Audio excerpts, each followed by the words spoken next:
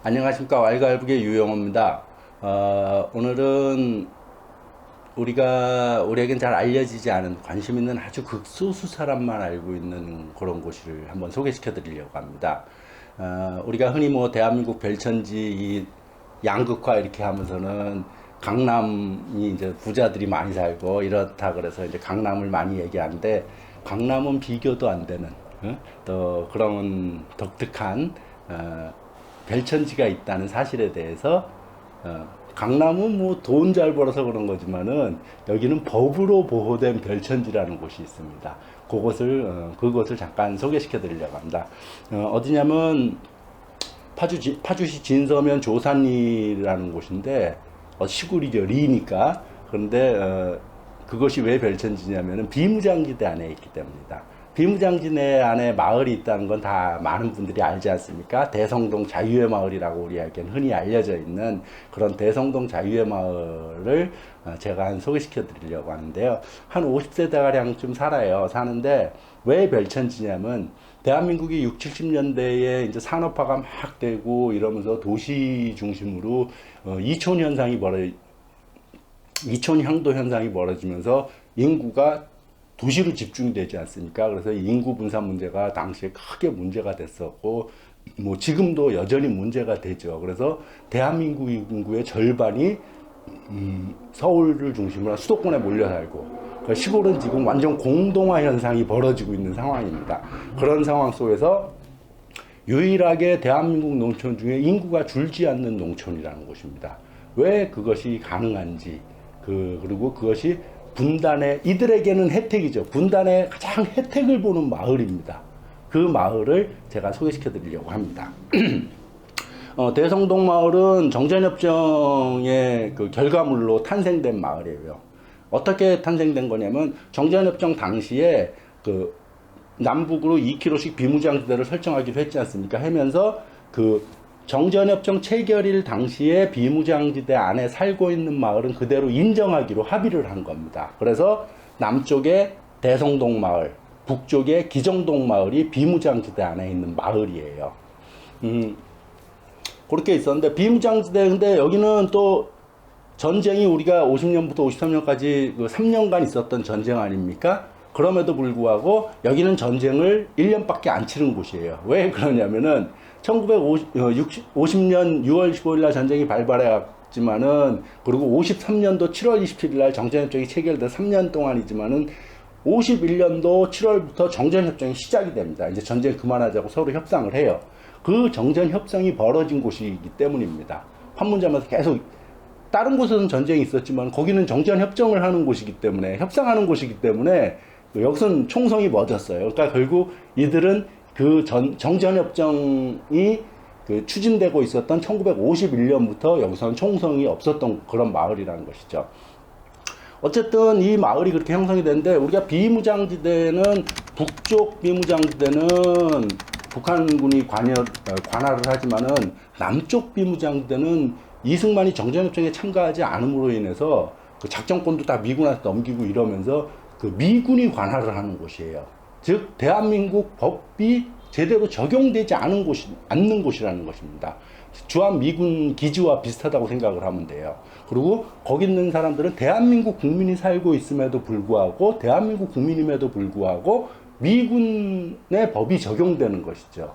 그래서 바로 미군 법을 적용하는 것이 아니라 대성동 민사규정이라는 그 법이 적용이 되는데, 이 대성동 민사규정을 누가 제정하냐면, 대한민국 정부가 그 법을 제정하는 것이 아니라 공동경비구역 관리대장, JSA 경비대장인 미군이 그 대성동 민사규정을 제정합니다.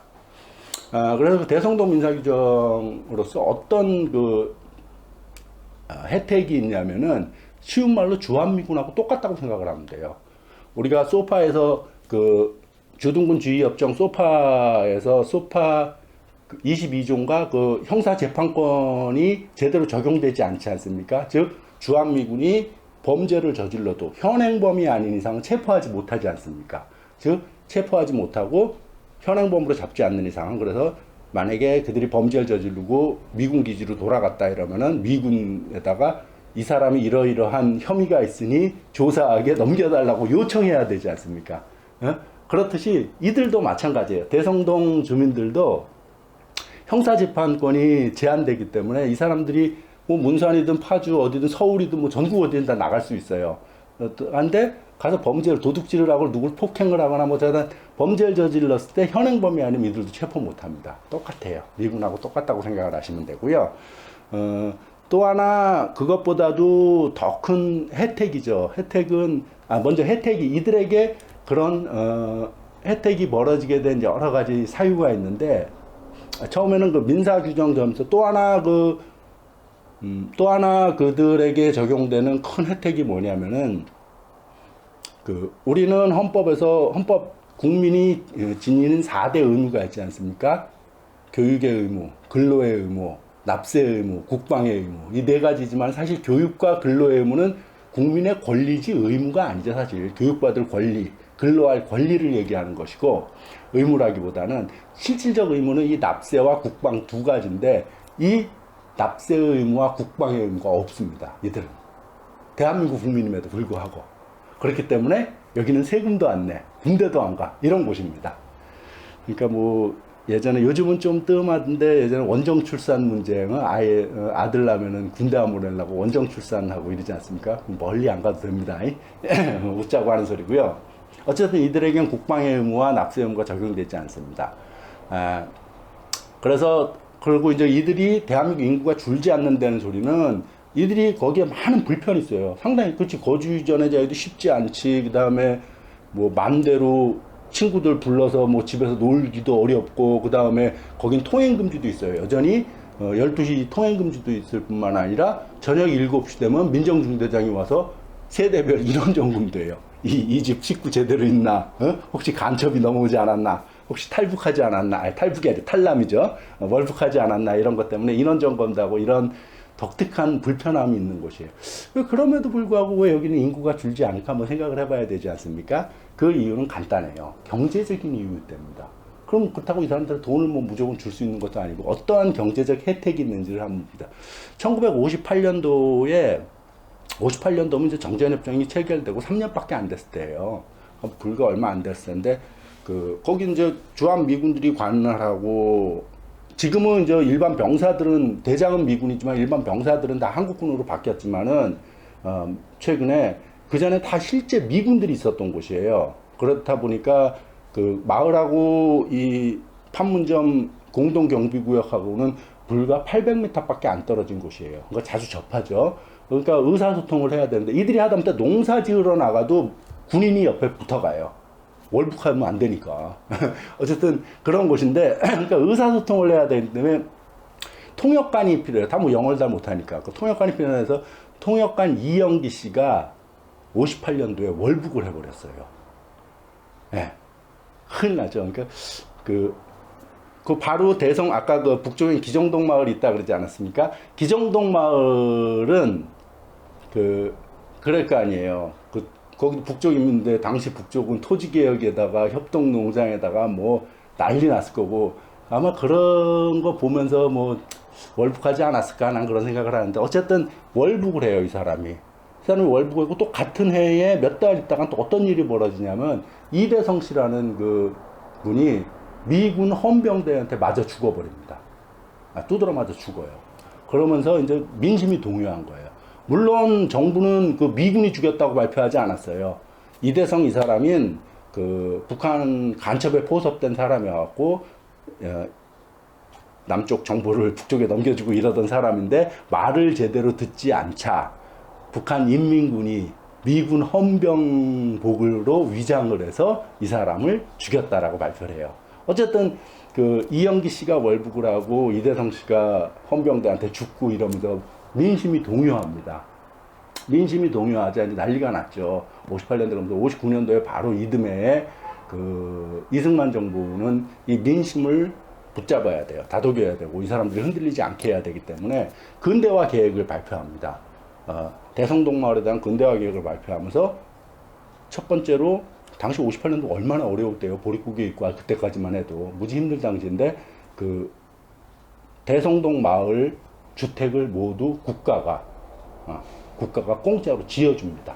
아주 새 집을. 그러니까 얼마나 좋겠어요. 어쨌든 새 집을 지어주고, 근데 뭐 집이야 뭐 당장 먹는 거 아니지 않습니까? 그래서 좀 더 삶의 편리만 있었지. 그래서 그것뿐만 아니라 당시 군이, 그 유엔사 군이 대성동, 거기 농사밖에 지을 게 없어요. 아무것도 할 게 없어요. 거기 뭐 가게가 있는 것도 아니니까. 농장 경작지를 넓혀줍니다.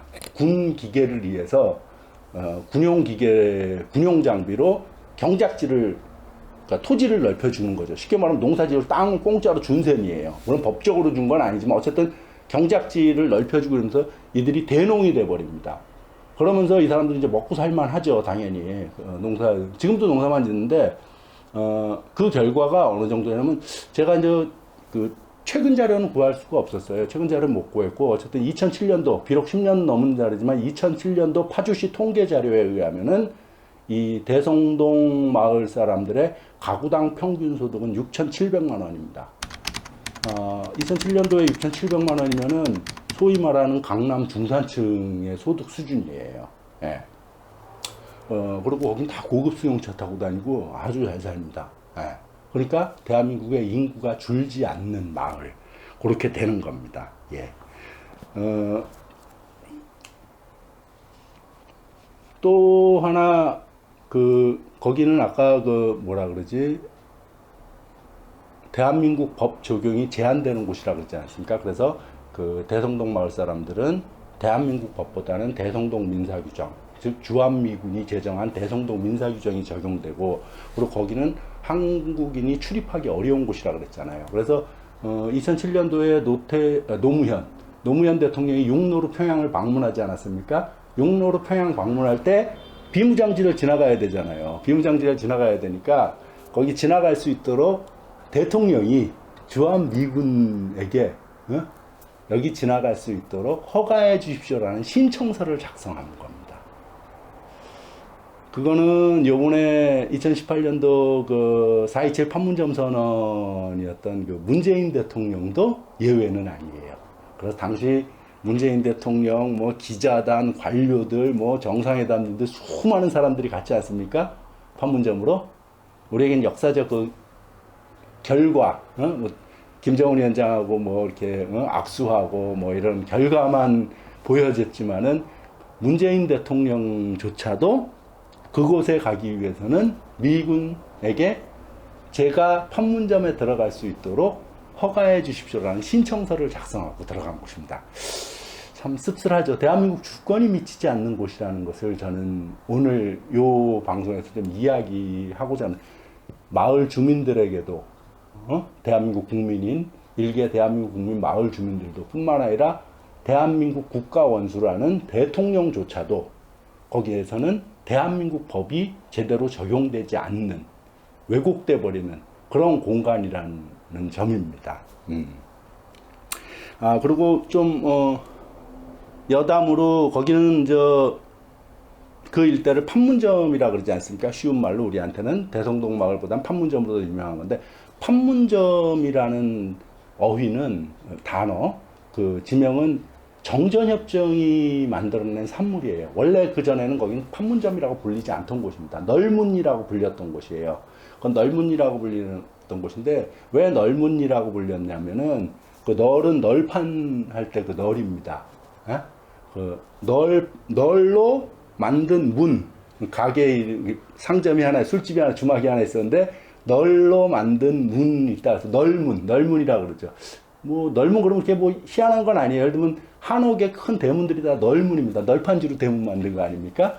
그래서 어쨌든 그래서 거기를 지명을 널문이라고 불렀던 곳이에요. 그래서 예전에 뭐 그 지명률의 이런 책자들이 이렇게 보면 왜 거기가 널문이로 불렸냐면은 선조가 임진왜란 때 의주로 피난 갈 때 거기 널문이에 들려서 뭐 이렇게 술 한잔 쉬어갔던 곳이고, 또 중국 사신들이 한양에 올 때 그 널문이에 쉬어가서 널문이 그 지점에서 막걸리 한잔 마시면서 목을 축였던 곳이다, 이런 말들이 있더라고요. 어쨌든 거기가 널문인데, 그 널문이를 정전협정은 미국, 북한, 중국 이 3개국이 체결한 거 아닙니까? 이 남한 정부는 빠졌고, 그래서 여기서 중국 때문에 그 협정문에 한자로 표기하는 그 문제 때문에 그 넓은이를 한자로 판문점이라고 표기를 한 겁니다. 그래서 그 분단의 산물이에요.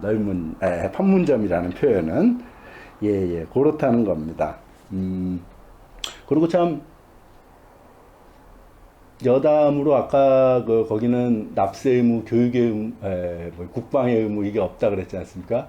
TV 수신료도 안 냅니다. 거기는. 예. 그런 아주 독특한 곳이다 이런 겁니다. 예. 뭐 이 정도로 오늘 간단하게 우리의 대한민국 법이 적용되지 않는 대한민국 국민이 있다는 사실. 비록 극소수이지만은 그런 아직도 대한민국 주권이 행사되지 않고 있는 상징성을 볼 수 있는 그런 곳이다 이런 거에서 오늘 간단하게 그 대성동 마을에 대해서 이야기를 나눠봤습니다. 예, 그리고 다음번에도 한번 좀 대성동에 대해서는 또 좀 독특한 그것이 왜 대성동 마을이 어떠한 혜택을 받고 있고 그 혜택의 결과가 어떤 건지 그것이 그리고 결국 분단 때문에 나타나는 현상이라는 거에서 다음번에는 그 대성동에 있는 학교가 하나 있어요. 대성동 학교, 초등학교가 하나 있는데 그 학교에서 벌어지는 일로 한번 조금 더 다시 한번 우리가 분단을 고민하고 대한민국 주권에 대해서 한번 생각할 수 있는 그런 자리를 갖도록 하겠습니다. 예, 감사합니다.